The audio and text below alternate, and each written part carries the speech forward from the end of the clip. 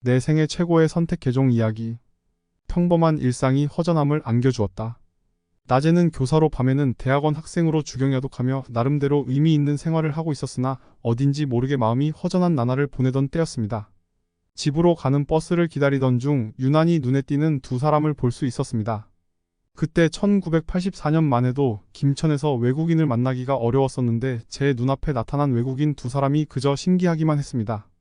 게다가 저를 보고 웃으면서 한국말로 안녕하세요? 라고 먼저 인사를 하니 저는 깜짝 놀랄 수밖에 없었습니다. 외국인에 대한 호기심이 많았지만 너무나 갑작스러운 일이라 대답도 못하고 그냥 지나쳐 버린 것이 아까운 기회를 놓쳤다는 아쉬움에 그분들의 모습이 머릿속을 떠나지 않았습니다. 멋진 외국인과 사귀어보자. 그 사람들을 또다시 만날 수 있을까? 어느 날 우연히 길을 가다가 전에 만났던 그 젊은 외국인들을 다시 만나게 되었고 이 기회를 놓칠세라 제가 먼저 다가가며 인사를 했습니다.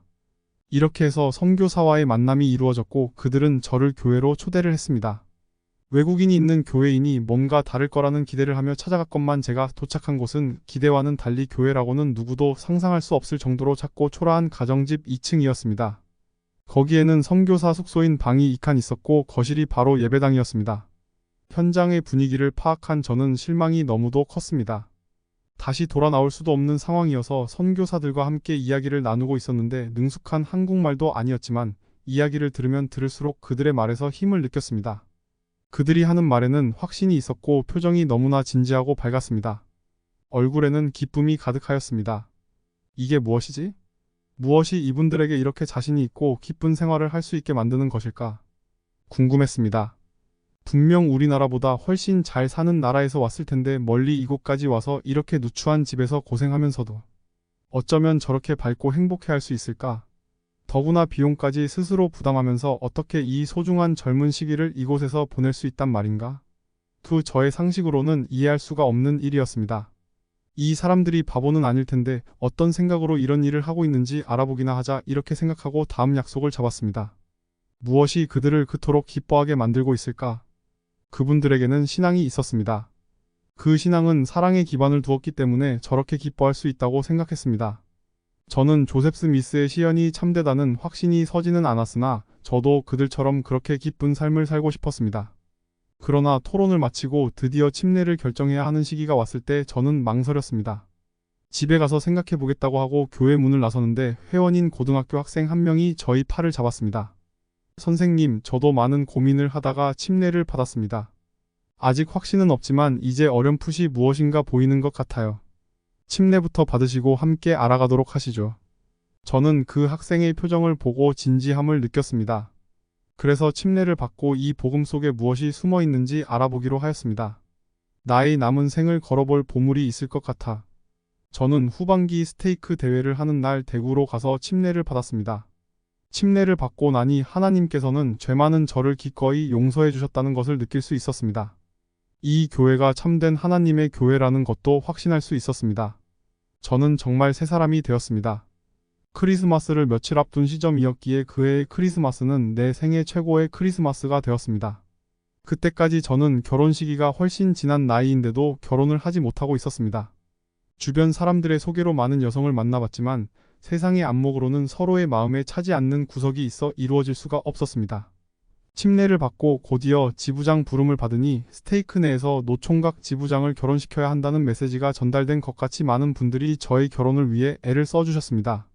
그 당시 언니 집에 들르러 왔다가 구미 지부에 참석한 청주 자매를 구미 지부장님께서 저에게 소개하셨습니다. 교회 회원의 눈으로 상대를 바라보니 지금까지 세상의 눈으로 바라보던 시선과는 다른 각도에서 볼 수 있었습니다. 이 교회에서 신앙생활을 해왔다면 이미 많은 것들이 보증되었다고 생각했습니다. 복음 안에서 내 반쪽을 만나다. 우리는 5번을 만나고 결혼을 했습니다. 아내는 시집에서 많은 사랑을 받았습니다. 부모님께서는 막내 며느리인 아내의 보살핌을 받으며 세상을 뜨셨습니다. 시누이들은 친동생인 저보다 아내를 더 챙기고 좋아합니다. 여러 가지로 부족한 제가 흔들릴 때는 아내가 신앙으로 저를 굳건히 잡아주었습니다. 저는 교회 회원인 아내와 영생을 같이 하기로 한 것이 내 생애 최고의 행운이라고 생각합니다. 물론 그 앞에 참된 교회의 선택이 있었기에 가능하였던 것입니다. 하나님, 사랑하는 아내를 도와주세요. 요즘 저는 아내를 생각하면 가슴이 아픕니다. 아내의 건강이 이전만큼 좋지 않기 때문입니다.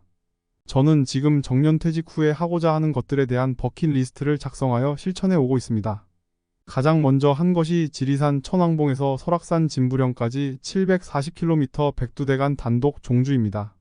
그리고 해파랑길 770km, 제주도 올레길 425km, 스페인 산티아고 순례길 920km를 걷고 마라톤 풀코스 100회를 완주했습니다. 요즘도 아침마다 10km 이상을 달립니다. 이 모두는 아내와 내 가족들을 위한 것입니다. 또 그렇게 하는 힘이 이 참된 복음과 사랑하는 가족으로부터 나온다는 것을 저는 압니다. 아내는 아빠가 우리 가족을 위해 두 발로 정말 힘든 기도를 하고 계신다고 아이들에게 말하곤 합니다. 제가 이렇게 하는 가장 큰 이유가 있습니다. 혹시라도 아내의 건강이 더 나빠지면 제가 하나님께 기도하며 때를 쓸 거리를 만들기 위해서입니다. 하나님 아버지, 저는 제 아내를 너무나도 사랑합니다. 저는 다른 사람들보다 2배의 운동을 해왔습니다. 하나는 제 몫이고 나머지 하나는 제 아내의 몫입니다. 제가 아내를 위해 해온 운동량으로 아내를 건강하게 만들어 주십시오. 꼭꼭꼭 그렇게 해주셔야 합니다. 내 생애 최고의 선택입니다. 저는 이 교회가 참된 하나님의 교회라는 것을 확신합니다. 이 복음 안에서 사랑하는 아내를 만난 것이 내 생애 최고의 선택이라고 생각합니다. 또한 이 교회의 가르침 덕분에 저는 제2의 인생을 더욱 행복하게 살아가고 있습니다. 40년의 교직 생활 후 정년퇴직한 사람이 간증합니다. 감사합니다.